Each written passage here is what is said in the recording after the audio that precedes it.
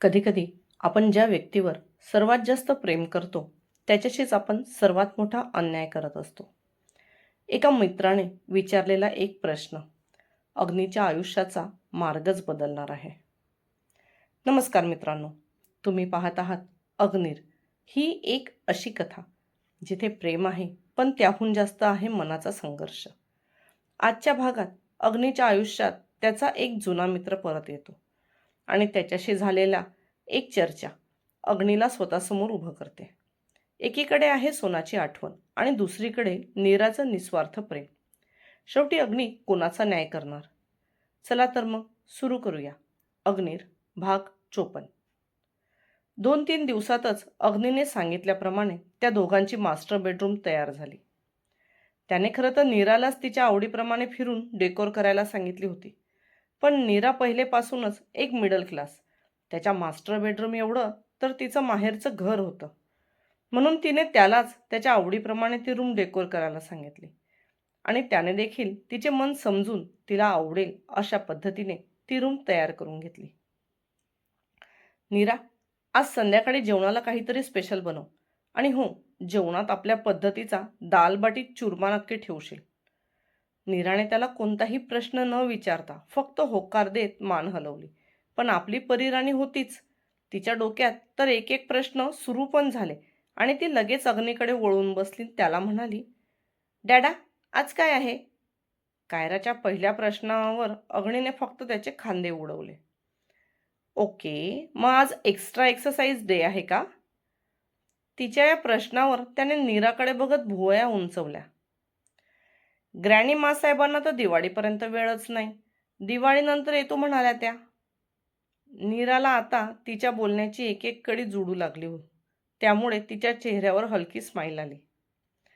बेटा, मासाहेबांवर तिकडे फार जबाबदाऱ्या असतात.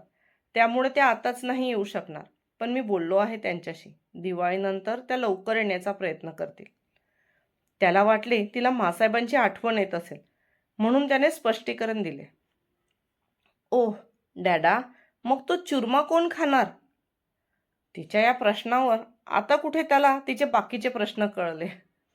माझा एक मित्र आहे, त्याची माझी भेट लंडनमध्ये झाली होती. तो येणार आहे आज आपल्या घरी. त्यामुळे मी तुझ्या नीरा आईला स्पेशल जेवण बनवायला सांगितलं.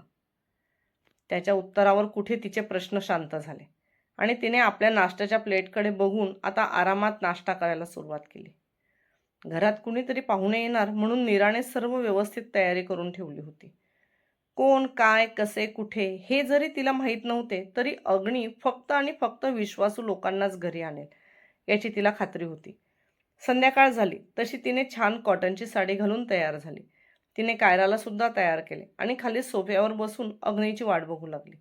थोड्याच वेळात अग्नी घरी आला. आल्या आल्या तो त्याच्या रूममध्ये फ्रेश व्हायला गेला. आता तो त्याच्या जुन्या रूममध्ये फक्त तेव्हाच जायचा जेव्हा त्याला सोनाची आठवण यायची.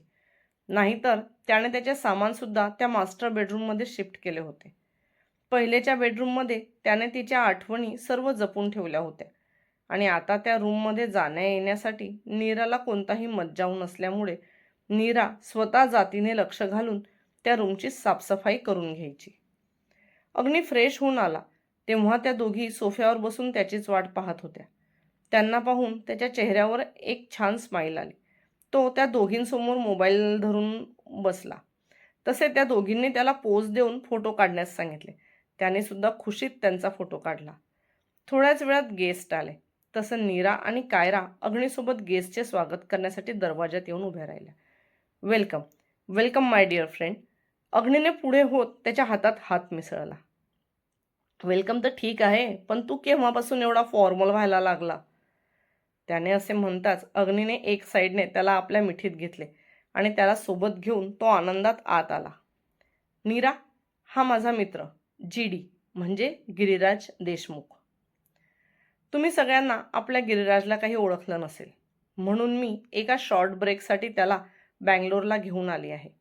ज्यांनी गिरिराजला ओळखलं नाही त्यांनी डेस्टिनी अ लव्ह स्टोरी प्रतिलिपीवर लवकर वाचा किंवा वाट बघा, मी त्या स्टोरीचे व्हिडिओसुद्धा तुमच्या सर्वांसाठी लवकरच घेऊन येईल.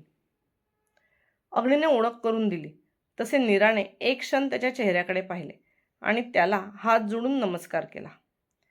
नीरा, गिरी आणि मी लंडनमध्ये युनिव्हर्सिटीत भेटलो होतो. हा मला ज्युनियर होता. त्यानंतर आमच्या सहज भेटीगाठी होत गेल्या आणि आम्ही चांगले मित्र बनलो. त्याने तिला त्या दोघांच्याही ओळखीची थोडक्यात माहिती करून दिली. त्यावर ती एक स्माईल करत म्हणाली, तुम्ही दोघेही बसून घ्या, मी तुमच्या चहा पाण्याचं बघते. अगं थांब, एवढी काय घाई आहे? तसं पण हा भुक्कड जेवण केल्याशिवाय काही जाणार नाही. असं म्हणत अग्नीने गिरीच्या पोटात एक हलका पंच मारला आणि मग दोघेही हसायला लागले. गिरिराजने त्याला नीराकडे पाहून खुणावले. तसं तो म्हणाला, Giri, meet my wife Neera and my daughter Kaira. Hello uncle, nice to meet you. कायराने पण हळूच त्याच्या हातात हात देऊन त्याला ग्रीट केले. हॅलो बच्चा. नमस्कार वहिनी. हे सर्व सोफ्यावर बसले. नीराने रोजीला खुणवले तसं ती ज्यूसचे ग्लास घेऊन आली. अंकल, आप टुनटुन मौसी के लड्डू खाओगे तो भीम जैसी ताकद पाओगे. कायराने त्याला सल्ला दिला आणि तिच्या सल्ल्यावर तिथे बसलेले सर्व खळखळून हसले. बेटा, बॉक्सिंग चॅम्पियन आहे तुझा हा गिरी अंकल. लंडनमध्ये सुद्धा आमच्या युनिव्हर्सिटी बॉक्सिंगसाठी याचाच बोलबाला असायचा. अग्नीने हसत कायराच्या कपाळावर ओठ टेकत तिला सांगितले. पण तरी पण माझे डॅड आज सुपर चॅम्पियन. बघितलं नाही कसं एका पंचमध्ये अंकलला चुप केलं. तिने असं म्हणताच तिथे बसलेल्या सर्वांचे चेहरे आता पाहण्यालायक झाले आणि तिने भीमच्या लड्डूचा सल्ला का दिला हे पण समजले. ओ तेरी, हा तर छोटा पॅकेट बडा धमाका दिसतो. हिला आमच्या नंदिनीपासून लांब ठेवावे लागेल, नाहीतर घरातले माझे सगळे डाएट बंद. पुन्हा एकदा तिथे बसलेल्या सगळ्यांचा हशा पिकला. तुम्ही त्यांना नाही आणलं? त्या सुद्धा आल्या असत्या तर भेट झाली असती. नीरा हळूच म्हणाली, as she was 7 months pregnant, her doctor told her not to travel. आणि माझी इथेच मीटिंग असल्यामुळे माझ्याजवळ तर काही ऑप्शनच नाही. गिरी म्हणाला. Congratulation bro. अग्नीने त्याचे अभिनंदन केलं. तुम्ही बसून गप्पा मारा, तोपर्यंत मी आतमध्ये तयारीचं बघून येते. नीरा उठून किचनच्या दिशेने गेली. तसं अग्नी गिरिराजला घेऊन स्टडी रूममध्ये येऊन बसला. कायराला पण खरंच आनंद झाला. नाहीतर जेव्हा पण तिचा विचार मनात यायचा तेव्हा फार वाईट वाटायचं. तू खरंच लग्नाचा डिसिजन घेऊन योग्य केलंस. गिरी बोलतच होता तोपर्यंत अग्नीने वाईनचे 2 ग्लास भरले आणि एक हळूच त्याच्या पुढे सरकवला. तसं मासाहेबांच्या चॉईसला मानलं पाहिजे. वहिनी एकदम शांत वाटतात आणि तसं पण त्या जो सुतळी बॉम्ब घेऊन घरात फिरतात, मला नाही वाटत त्यांना बोलण्याची सुद्धा संधी मिळत असेल. गिरिराजने असं म्हणताच अग्नीच्या चेहऱ्यावर एक मोठी स्माईल आली. खरंच मासाहेबांनी घेतलेला निर्णय नेहमीच योग्य ठरले. नीराच्या रूपात कायराला आई तर मिळालीच, पण आज तिच्या चेहऱ्यावर जो आनंद दिसत आहे, आज तिच्या पायांनी जेव्हा घरभर पळत फिरते, मी तुला शब्दात नाही सांगू शकत मला किती आनंद होतो. अग्नी ग्लासमधून घोट घेत म्हणाला, कायराला आई म्हणजे? डोंट टेल मी की तुमच्यात नॉर्मल हजबंड वाईफचं नातं नाही. तुम्ही फक्त कायराचे पॅरेंट्स बनून आहात. गिरीच्या या प्रश्नावरला अग्नीला काय उत्तर द्यावे तेच कळलं नाही. पण अग्नीच्या चूप राहण्याने तो काय समजायचे ते समजून गेला. या नात्यात पुढे जाण्यासाठी नीरावहिनी नाही म्हणाल्या का तुला? गिरीने असे विचारताच बरोबर अग्नीने क्षणाचाही वेळ न लावता लगेच आपली मान नकारात हलवली.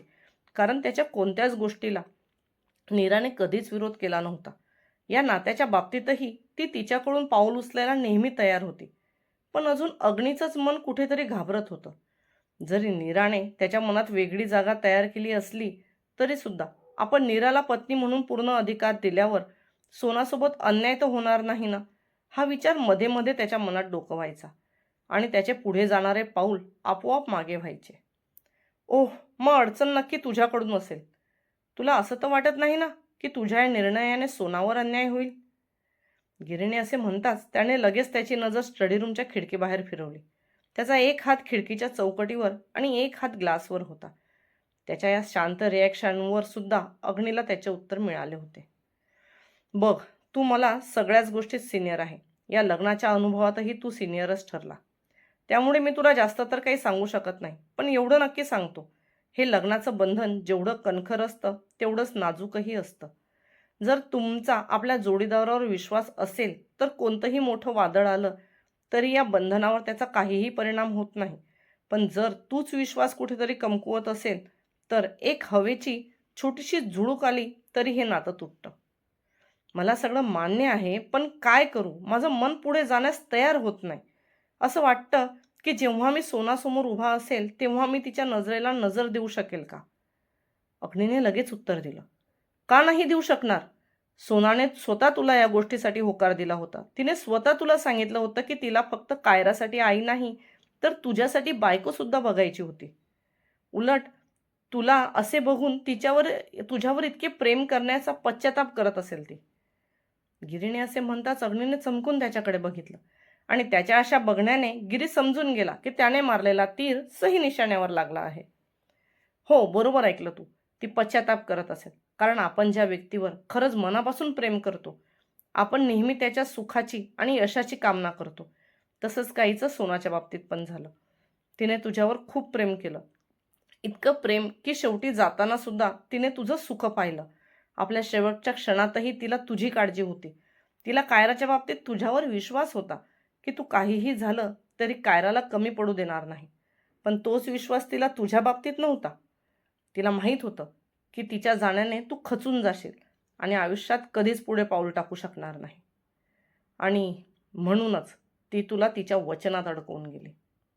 तिने तर तिचं प्रेम निभावलं रे, पण तू काय केलं? तिला धोका दिला आणि आता नीराला देतो आहेस. गिरीने असे म्हणताच अग्नीने रागात आपल्या हातातला ग्लास जमिनीवर आपटला. मी मी तिला धोका दिला. इथे रोज तिच्या आठवणीत मी तळमळतो आहे. ती तर निघून गेली रे, पण मला इथे रोज मरण्यासाठी सोडून गेली. यापेक्षा जर तिने मला लंडनमध्येच नाही म्हटलं असतं, तर माझं प्रेम एकतर्फी होतं हा विचार करून मी एखाद्या वेळेस आयुष्यात पुढे जाऊ शकलो असतो. पण आता पण आता तिच्या प्रेमात अखंड बुडालो ना, मी जगू शकतो ना मरू शकतो. तुम्हा सगळ्यांना तिची बाजू समजते, पण तुम्ही कधी माझ्या बाजून समजून घेण्याचा प्रयत्न केलात? मी माझ्या लाईफमध्ये सोना सोडून कधी कोणाला इमॅजिन केलं नाही आणि अचानक आज मासाहेबांनी एका बंधनात अडकवून टाकलं. तो पुढे बोलत होता, की गिरीने त्याला रोखून विचारले, "ठीक आहे, मासाहेब तुला कायराच्या नावाने लग्नासाठी उभं केलं असेल, पण मग अजूनही तुला नीरासाठी काही फिलिंग नाही? तसं असेल तर अग्नी, मी तुला परत एकदा सांगतो, की तू सोनाचाच नाही, तर नीराचा सुद्धा गुन्हेगार बनशील. लग्न हे बंधनच असं असतं, की यात फक्त ते काळ्या मनांचं मंगळसूत्र घातल्याने सुद्धा एकमेकांविषयाची ओढ तयार होते. नकळत कधी बंध जुळले जातात. समजत नाही आणि त्यातून एक गोड नात्याची सुरुवात होते. जर तुला अजूनही नीरा आवडत नसेल, तर तसे मासाहेबांना स्पष्ट सांग, पण तिचा हक्क डावलून तिच्यावर अन्याय करू नकोस." गिरी थोडा थांबला. त्याने आपल्या हातातला ग्लास टेबलवर ठेवला आणि अग्नीच्या खांद्यावर हात ठेवून त्याला म्हणाला, "मला माहीत आहे, हे सगळं बोलणं जेवढं सोपं आहे, तेवढंच तुझ्यासाठी कठीण आहे. पण एकदा नीराचाही विचार करून बघ. तिच्यासुद्धा काही अपेक्षा असतील, काही स्वप्न असतील." "नाही रे, जेवढं मी आतापर्यंत नीराला बघत आलोय, ती एकदम पाण्यासारखी स्वच्छ आणि निर्मळ आहे. 2 महिन्यांनी आमच्या लग्नाला 1 वर्ष पूर्ण होईल. पण या काही दिवसात तिने माझ्याकडून कशाचीच अपेक्षा केली नाही. उलट मीच तिच्यावर खूप आरोप लावले. तिला वाटेल तसे बोललो. पण तरीसुद्धा तिने नेहमीच माझी मनस्थिती समजून घेतली. तुला माहीत आहे गिरी, माझं सोनावर आजही असलेलं एवढं प्रेम बघून सुद्धा तिच्या मनात कधीच सोनाविषयी जेलसी तयार झाली नाही. उलट तिने कायराच्या मनात सोनाविषयी फक्त चांगल्या चांगल्याच गोष्टी सांगून आजही तिचं जे स्थान होतं ते स्थान अबाधित ठेवलं आहे. ती रोज कायराच्या हाताने सोनाच्या फोटोसमोर फुलं ठेवून दिवा लावून घेते आणि हे सर्व ती एक दिखावा म्हणून नाही करत, तर खरंच मनाने करते. घरात सर्वांनाच काय हवं नको ते बघते. सर्वांना जीव लावते. अगदी नोकर मंडळींना सुद्धा आपलेसे करून ठेवले आहे." नीराचा विषय निघताना अग्नीचं मन एकदम शांत झालं होतं. तिच्याविषयी बोलताना त्याच्या चेहऱ्यावर हलकीशी स्माईल आली आणि डोळ्यात एक चमक आली होती, जी गिरिराजने बरोबर हेरली. कसं माहिती आहे का अग्नी, प्रेम हे फक्त लव्ह ॲट फर्स्ट साईड नसतं, तर ते कधी-कधी सहवासातून सुद्धा निर्माण होतं. तुझं असंच झालं आहे, पण तुला ते अजून समजून घ्यायचं नाही. तू जरी नाही म्हणत असला, तरी नीराने तुझ्या मनावर राज्य करायला सुरुवात केली आहे. आतापर्यंत आपण जे काही बोललो, त्या सर्वाचा विचार करून बघ. म्हणजे तुला मी म्हणतो त्या गोष्टीची खात्री पटेल. सोना तुझा पास्ट होती, नीरा तुझा प्रेझेंट आणि फ्युचर. ही गोष्ट तुझ्या मनाला पटली आहे, पण बुद्धीला पटवून द्यायची गरज आहे. गिरीराज बोलतच होता की कायरा तिथे पाय आपटत आली. अंकल, तुमच्यासाठी मी केव्हाची खाली रेडी होऊन बसली आहे आणि तुम्ही इथे डॅडासोबत बिझनेस टॉक करता आहात. शेवटी नीरा आईने मलाच पाठवलं तुम्हाला डिनरसाठी खाली बोलवायला. अजून तर तुम्ही मला गिफ्ट पण नाही दिलं, पण मी मात्र तुमच्या बेबीसाठी कुकी बनवली आहे. चला लवकर खाली. कायराच्या ऑर्डरवर दोघांनी एकमेकांकडे पाहिलं. मग अग्नीने त्याला डोळ्यांनीच इशारा करत खाली चालण्यास खुणावले. खाली आल्यावर नीराने सागरसंगीत जेवणाचा बेत आखला होता.